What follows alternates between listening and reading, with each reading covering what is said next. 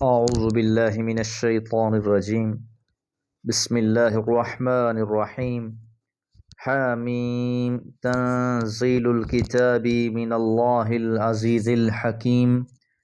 إن في السماوات والأرض لآيات للمؤمنين وفي خلقكم وما يبث من دابة آيات لقوم يوقنون واختلاف الليل والنهار وما أنزل الله من السماء من رزق فأحيا به الأرض بعد موتها وتصريف الرياح آيات لقوم يعقلون تلك آيات الله نتلوها عليك بالحق فبأي حديث بعد الله وآياته يؤمنون۔ سورۃ الجاثیہ کی پہلی 6 آیات۔ ترتیب قرآن کے لحاظ سے 45ویں سورہ ہے۔ 37 آیات 4 رکوع پر مشتمل ہے۔ سورہ دخان کی آخری آیات میں قرآن مجید کا تذکرہ کیا گیا۔ فَإِنَّمَا يَسَّرْنَاهُ بِلِسَانِكَ لَعَلَّهُمْ يَتَذَكَّرُونَ کہ بلا شبہ ہم نے اس قرآن مجید کو آپ کی زبان میں آسان کر دیا ہے تاکہ وہ لوگ نصیحت حاصل کریں۔ آپ بھی انتظار کیجئے، وہ بھی منتظر ہیں کہ اگر یہ تسلیم نہیں کرتے تو پھر اللہ کے فیصلے کے منتظر ہو جائیں۔ اب اس سورہ مبارکہ میں قریش کو تنبیہ کی گئی ہے کہ توحید اور قیامت کے دلائل سے آسمان اور زمین کا ہر گوشہ معمور ہے۔ اس کی تفصیلات اللہ نے اپنی کتاب میں بھی بیان کر دی ہے۔ اب اگر ان کو یہ دلائل سمجھ میں نہیں آتے تو پھر انہیں کوئی بات سمجھ نہیں آ سکتی۔ اب ان کا معاملہ اللہ کے سپرد ہے، اور ساتھ ہی مسلمانوں کو واضح الفاظ میں فتح و نصرت کی بشارت بھی دی گئی ہے۔ حامیم حروف مقطعات۔ تنزیل الکتاب، کتاب کا نازل ہونا، من اللہ، اللہ کی طرف سے ہے۔ یہ کتاب قرآن مجید منزل من اللہ ہے۔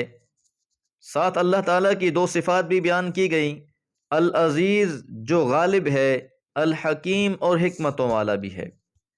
تو جس ہستی نے اس کتاب کو نازل کیا ہے وہ کوئی کمزور اور ناتواں نہیں ہے، عاجز و بے بس نہیں ہے، بلکہ تمام کائنات میں اسی کا اختیار بھی ہے اور اسی کا اقتدار بھی ہے۔ کتابوں کا نازل فرمانا، انبیاء کو بھیجنا، مقصد انسانیت کی بھلائی ہے۔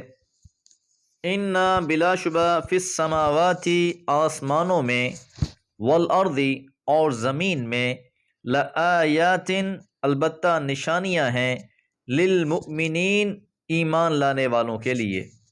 اللہ تعالیٰ نے 7 آسمان بنائے ہیں، زمین کو تخلیق کیا، تو زمین و آسمان میں بھی اگر انسان غور و فکر کرے، تدبر کرے، تو ان میں بھی ایسی نشانیاں ملتی ہیں جو انسان کو معرفت الہی تک پہنچا دیتی ہیں۔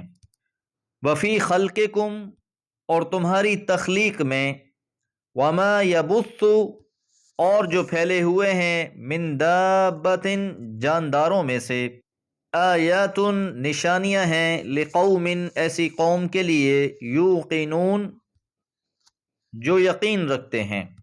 اسی طرح انسان کی اپنی تخلیق، انسانی زندگی کے مراحل، نطفے سے انسان کی تخلیق، پھر علقہ، مضغہ، اور پھر اس کے بعد بہترین صورت میں انسان کی تخلیق، پھر انسان کو رشد و ہدایت عطا فرمانا، عقل اور فطرت سلیم سے نواز دینا، ان ساری باتوں میں بڑی نشانیاں ہیں۔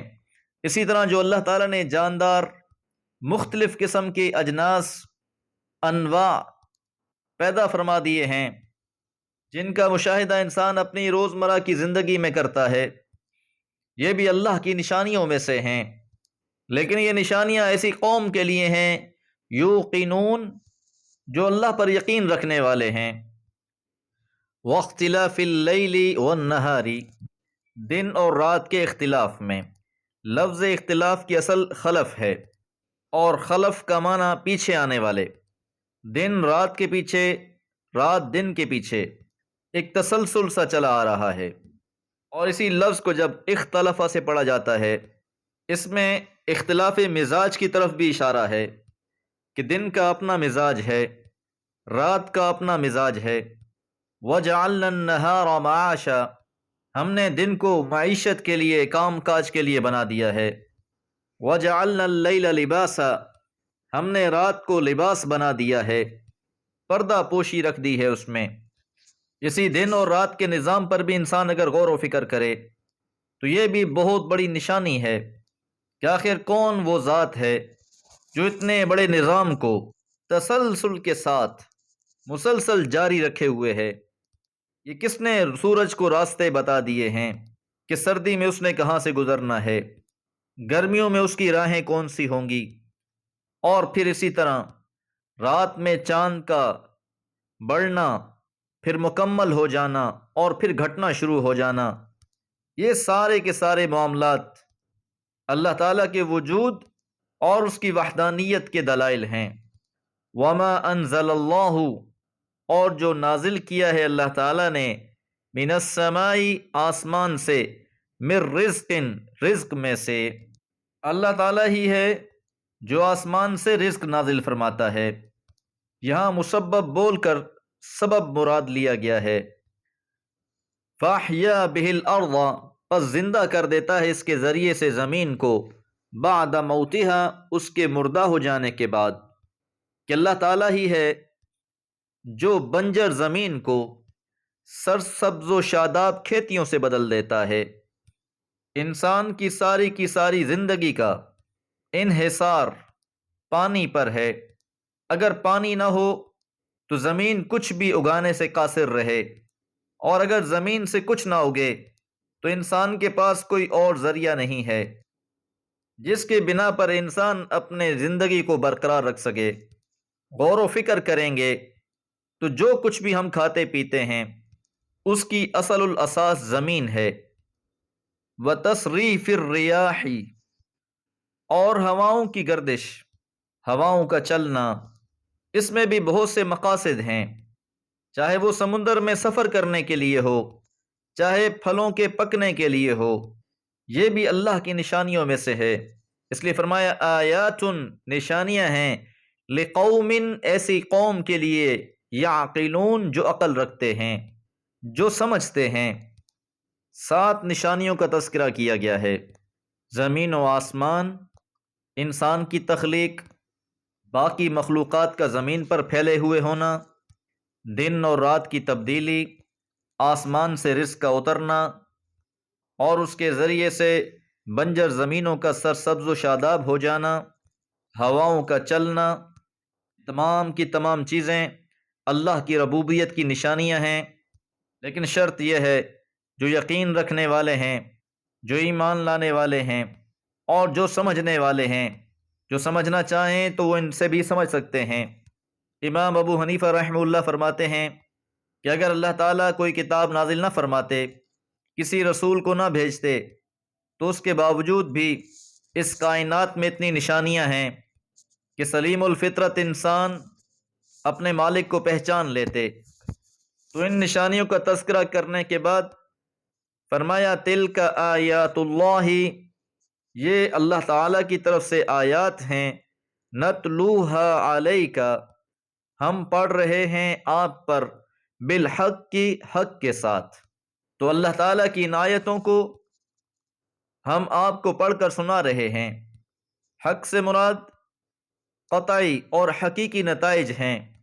جو انسان بھی ان نشانیوں پر غور کرے گا وہ حقیقت سے آشنا ہو جائے گا۔ لیکن اہل مکہ کسی بات کو سمجھنے کے لیے تیار نہ تھے، اس لیے فرمایا فَبِأَيِّ حَدِيثٍ، پس کس بات پر، بعد اللہ، اللہ کے بعد، وآیاتہ، اور اس کی آیتوں کے بعد، یؤمنون، وہ ایمان لائیں گے۔ اس ترتیب کو یوں سمجھیے، فَبِأَيِّ حَدِيثٍ یؤمنون، وہ کس بات پر ایمان لائیں گے، بعد اللہ وآیاتہ، اللہ تعالیٰ کی بات کے بعد، اللہ تعالیٰ کی آیتوں کے بعد۔ تو جب اللہ تعالیٰ نے اپنی آیات نازل کر دی ہیں، اللہ تعالیٰ نے اپنی حقیقی باتوں سے انہیں آگاہ کر دیا ہے، اگر وہ اس پر بھی ایمان لانے کو تیار نہیں ہیں تو پھر وہ کس چیز پر ایمان لائیں گے؟ یہ اسلوب استفہام ہے، مقصود اس سے انکار ہے کہ اگر یہ اللہ تعالیٰ کی آیات پر ایمان نہیں لاتے تو پھر یہ کسی چیز پر بھی ایمان نہیں لا سکتے۔ دعا ہے اللہ رب العالمین ہمیں قرآن فہمی کی توفیق عطا فرمائے۔ وما علیہ الا البلاغ۔